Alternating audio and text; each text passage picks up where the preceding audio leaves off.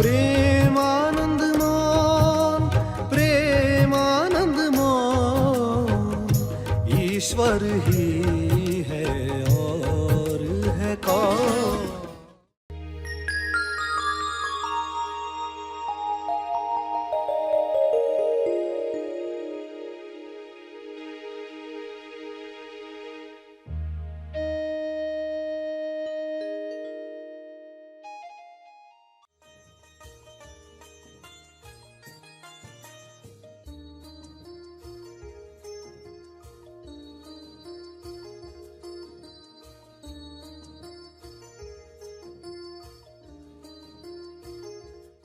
ईश्वर का सबसे मुख्य गुण क्या है? वह है प्रेम। मीरा कौन थी? प्रेम का अवतार। उस प्रेम पर अगर हम ध्यान दे पाए, अटेंशन, फोकस दे पाए, तो वह प्रेम हमारे जीवन में उतर सकता है। सभी को शुभेच्छा। हैप्पी थॉट्स तेज ज्ञान फाउंडेशन द्वारा आयोजित ध्यान प्रार्थना बीज बोने के लिए आप सबका स्वागत करते हैं। रोज हम सब मिलकर प्रार्थना करते हैं ताकि हम खुद भी स्वस्थ रह पाएं और जो बीमार हैं उन्हें भी हम अपनी प्रार्थना का बल पहुंचा पाएं।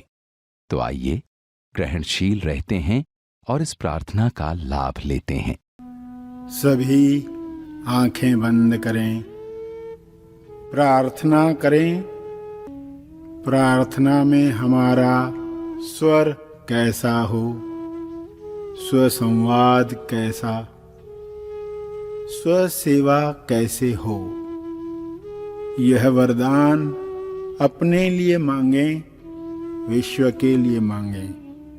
भाव का प्रभाव सब बदल दे, सारी नकारात्मकता समाप्त कर दे।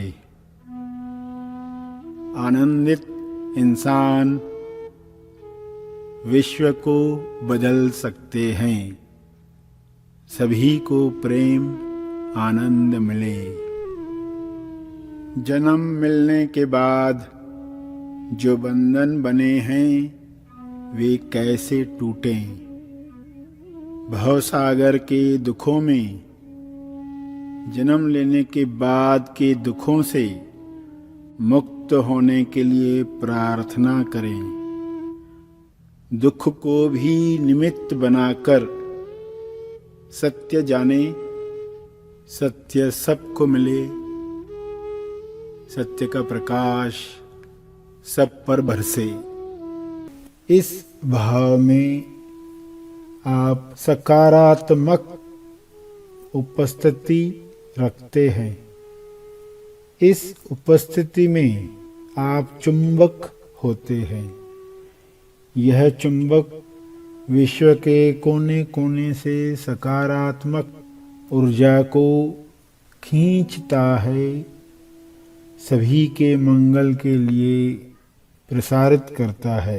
आप भी ऐसी भक्ति के द्वारा ईश्वर को प्रार्थना करें, ईश्वर से ईश्वर की ही मांग करें, ताकि ईश्वर सभी को मुक्त करे, सभी को स्वस्थ करे, सभी को गुणों की अभिव्यक्ति करने दे, सभी अपनी सीमित सोच से बाहर आ जाएं, सभी सकारात्मक ऊर्जा द्वारा चमत्कार जो संभव है मनुष्य देह में वह कर दिखाए। ऐसी भक्ति के साथ प्रार्थना करें, हे ईश्वर, सभी ईश्वर निराकार या आकार दोनों को बुद्धि से नहीं हृदय से जानकर दिल से प्रार्थना कर रहे हैं। हमारी इस प्रार्थना को दिशा मिले, केवल सकारात्मक असर हर जीव पर हो, ऐसी बुद्धि दो, ऐसी भक्ति दो जो सबके लिए मंगल ही चाहे, सबका मंगल हो रहा है, हो रहा है। इस मंगल से कितनी बड़ी संतुष्टि मिल रही है, कितना आनंद आ रहा है, कैसा मौन छा रहा है, मीठा मौन पसंद आ रहा है। ऐसे मौन से सभी के लिए मंगलकारी किरणें निकलें, सबको मुक्त करें, आज़ाद करें। लाइट, हीलिंग ऊर्जा, हीलिंग किरणें सभी को मुक्त कर रही है, मुक्त कर रही है। ऐसा ही हो, ऐसा ही हो रहा है। भक्ति बढ़ते जा रही है, भक्ति से स्वार्थ निकलते जा रहा है। भक्ति परम अवस्था तक पहुंच रही है।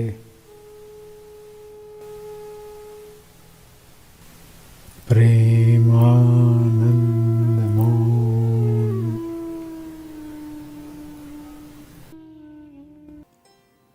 अंत में तर्पण करें। जो बल इस वक्त महसूस हो रहा है जीव कल्याण के लिए अर्पित हो।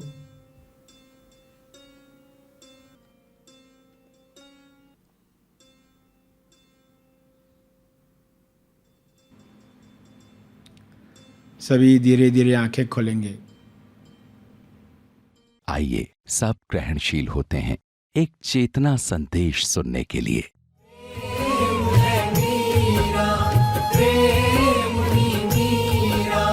प्रेम का मतलब, प्रेम का मतलब तो है मीरा। प्रेम का मतलब तो है मीरा। प्रेम से पाया शाम, जहर का प्याला हंस कर पी गई, लेकर शाम का नाम। सब में प्रेम ऐसा जग जाए, सब मीरा बन जाए।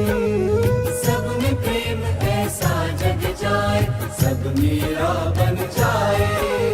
सब में प्रेम ऐसा जग जाए, सब में प्रेम ऐसा जग जाए। सब में कृष्ण दिख जाए।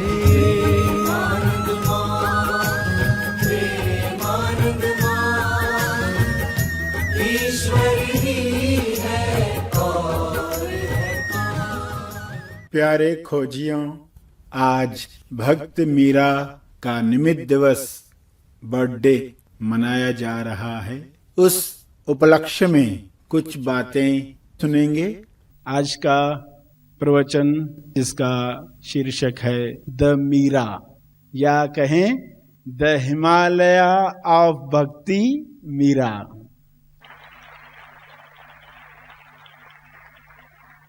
भक्ति को कैसे देखा गया है, भक्ति को कैसे देखना चाहिए। जहाँ पर भक्ति को मंजिल मिली और आगे चलकर मंजिल को भक्ति मिली। 500 साल के आसपास मीरा का जन्म हुआ। मीरा को आप ज्यादा नजदीक पाओगे, उसका जीवन अपने जीवन से जोड़ पाओगे। इसलिए मीरा का महत्व है। अवतार कोई माने या न माने, मगर वह ईश्वर के एक गुण का तो जरूर अवतार है। ईश्वर का सबसे मुख्य गुण क्या है? वह है प्रेम। मीरा कौन थी? प्रेम का अवतार। उस प्रेम पर अगर हम ध्यान दे पाए, अटेंशन फोकस दे पाए, तो वह प्रेम हमारे जीवन में उतर सकता है। इसलिए मीरा को हम कैसे देखें? वह इतनी प्रभावशाली क्यों बन पाई, भावशाली क्यों बन पाई? वह भाव, भक्ति का भाव सभी को कैसे बदल पाया? और मीरा ने जो स्व सेवा की, यानी अपने जीवन से दिखाकर सिखाया, अपने पदों से, अपनी कविताओं से, जो आज भी लोग पढ़ते हैं कि कैसे साधक की अवस्था, भक्त की अवस्था, शिष्य की अवस्था समय समय पर बदलती है और अलग अलग प्रार्थनाएं निकलती हैं। तो स्वर कैसा था मीरा का, स्वर सुनकर ही लोगों में भक्ति जगती थी।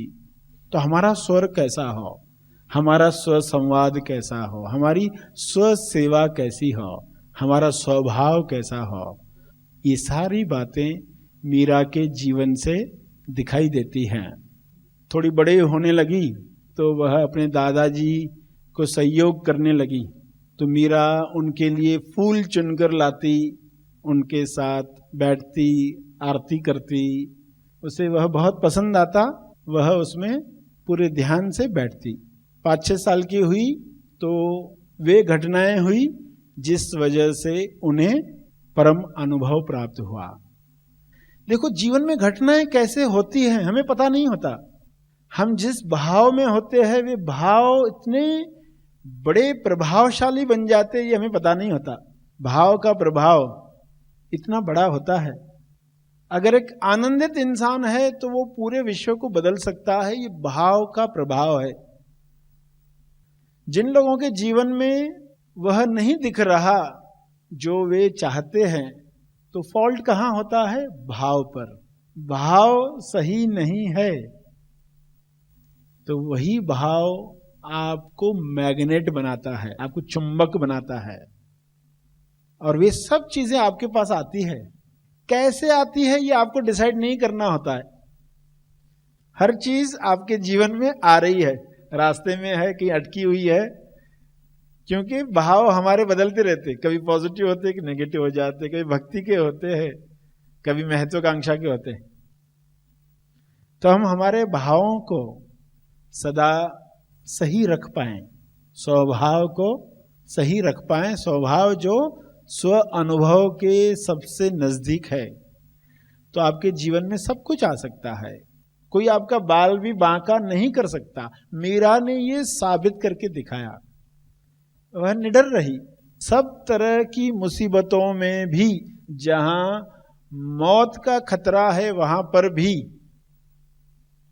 क्योंकि भाव इतना स्ट्रांग है कि कोई उसे कुछ कर नहीं पाया। जब आपका भाव अकंपित है तो आप कल्पना भी नहीं कर सकते आप अपने जीवन में क्या क्या क्रिएट कर सकते हैं। इतनी हमारी शक्ति है भाव में। कोई भी आता है, साधु संत, मीरा के लिए सबसे सुखद कार्य था उसमें रहना, पद गाना, आनंद लेना। उनकी शिक्षाओं में भी सत्संग का महत्व सबसे ज्यादा रखा गया है। तो मीरा के साथ तो भक्ति शुरू हो चुकी थी और सत्संग में ज्ञान का स्वाद भी उसे मिलता था। कुछ कुछ बातें ऐसी कान पर पड़ती कि वे उस अनुभव में पहुंच जाती, इसलिए सत्संग उसे बहुत प्यारा था। और माँ की चिंता बढ़ती जा रही थी। एक दिन जब मीरा का बर्थडे है तो वह देख रही है कि बेटी जो है वो बर्थडे मनाने को तैयारी नहीं है, और वह क्या कह रही है कि जन्मदिन मनाकर क्या होने वाला है, इसके बजाय हम ऐसा कुछ करें जिससे जन्म मिलने के बाद जो बंधन बने हैं वे टूटे। माँ आश्चर्यचकित है कि एक 12-13 साल की लड़की ऐसी बातें कैसे कह रही है, और भवसागर के दुखों में जन्म लेने के बाद के दुखों से कैसे मुक्त हो जाएं, इस पर हमें काम करना चाहिए। तो दुख को कैसे निमित्त बनाया जाए, क्यों ना हम इसको भजन भाव में, प्रेम भाव में लगाएं, ये समय क्यों गवाएं, क्यों ना सत्संग का आयोजन किया जाए। कि मीरा ने सभी को मंदिर के आंगन में बिठाया था, खुद अंदर कृष्ण से मिलने गई, सबको ये बता करके तुम भजन कीर्तन करते रहो, मैं कृष्ण से मिलकर आती हूँ। और वह जब अंदर गई, दरवाजा बंद कर लिया, दरवाजा नहीं खुला, सुबह तक राह देखी गई। जब दरवाजा तोड़कर देखा गया तो पता चला कि मीरा वहां नहीं थी। तो ये घटना जिसमें बताया गया कि मीरा कहाँ गई, मीरा मूर्ति में चली गई, लोगों ने विश्वास कर लिया, क्योंकि मीरा के शरीर में भक्ति को तो मंजिल मिली ही थी, मंजिल को मीरा मिली थी।